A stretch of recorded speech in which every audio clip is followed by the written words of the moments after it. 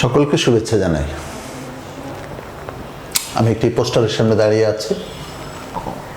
একটি ফুটফুটে মেয়ে একটা প্ল্যাকার্ড হাতে করে দাবি জানাচ্ছে খাদ্য অধিকার আইন চাই। অনেক কিছুর আইন আমরা এদেশে দাবি করতে দেখেছি, অনেক কিছু সংস্কারের কথা শুনছি। তার মধ্যে খাদ্য অধিকার আইন চাই এই কথাটা খুব বেশি শোনা যাচ্ছে বলে আমার কাছে মনে হয়নি। আমি খাদ্য অধিকার আন্দোলনের একজন কর্মী হিসেবে এই খাদ্য অধিকার আইন ব্যাপারটা খুবই গুরুত্বপূর্ণ বলে মনে করি। বাংলাদেশের সংবিধানে খাদ্যের অধিকারকে মৌলিক চাহিদা হিসেবে স্বীকার করা হয়েছে।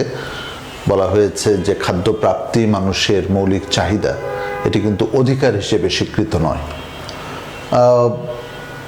এবং তা নয় বলেই সম্ভবত খাদ্য অধিকার আইনের মতো কোনো আইন আমাদের দেশে এখনো করা সম্ভব হয়নি বা করা হয়নি। আমি শুনেছি বা যতটুকু জানি, নেপালে খাদ্য অধিকার আইন করা হয়েছে সংবিধানের আওতায়।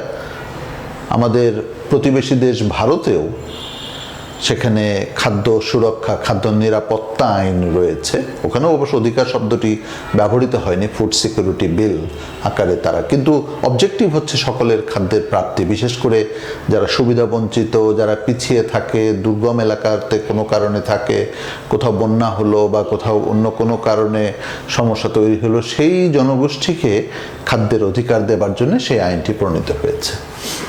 খাদ্য অধিকার আইনের এখানে যে মূল কথাটা বলা হচ্ছে যে এই আইনের আওতায় সকলের জন্য খাদ্য অ্যাভেলেবল হইতে হবে, ফুড শুড বি অ্যাভেলেবল, এটা একটা বলা হচ্ছে।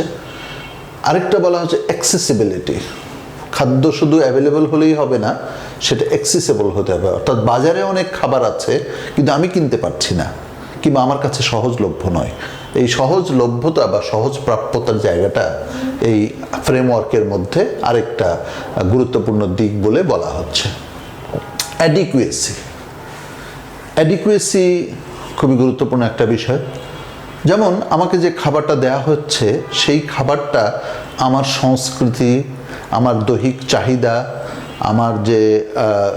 আমার যে সংস্কৃতির কথাটাই আমি বললাম, সেগুলোকে বিবেচনা করে দেওয়া হচ্ছে কিনা। যেমন ধরেন বাংলাদেশের মানুষ তারা মূলত ভাত খায়, তো এখন তাদেরকে যদি আপনি ভুট্টা খেতে দেন খাদ্যের বিকল্প হিসেবে, সেটা কিন্তু তাদের জন্য ভালো হবে না।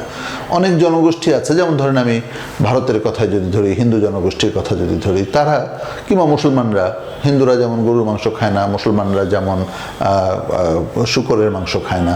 তো ফলে আপনি যে খাবারটা দিচ্ছেন সেই খাবারটা যেন অবশ্যই তার সংস্কৃতির সাথে, তার খাদ্যাভ্যাসের সাথে সেটা যাতে কনসিস্টেন্ট হয়, সেটা যাতে অ্যাডিকুয়েট হয়, এমনকি শারীরিক চাহিদার সাথে মিল রেখে এই খাদ্যের প্রাপ্তিটা নিশ্চিত করাটা দরকার।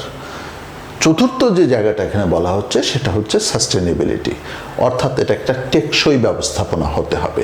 শুধুমাত্র কোনো একটি মাসে খাবার পেলাম কিংবা কোনো একটি মাসে খাবার পেলাম না, ব্যাপারটা এরকম না। সারা বছর সকল সময় সকল পরিস্থিতিতে সকলের জন্যে খাদ্য প্রাপ্তি নিশ্চিত করাটা হবে এই খাদ্য অধিকার আইনের মূল লক্ষ্য, অথবা সেটাই হবে মূল উদ্দেশ্য।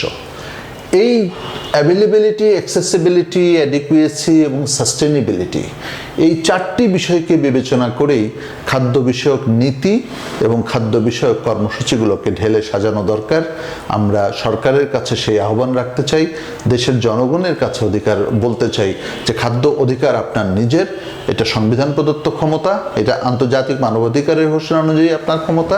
তাই খাদ্য অধিকারের পক্ষে আপনি অবস্থান নিন, খাদ্য অধিকারের পক্ষে আপনার মতো করে আওয়াজ তুলুন। নিশ্চয়ই আমাদের কথা একদিন না একদিন ফলবে, বাস্তবায়িত হবে।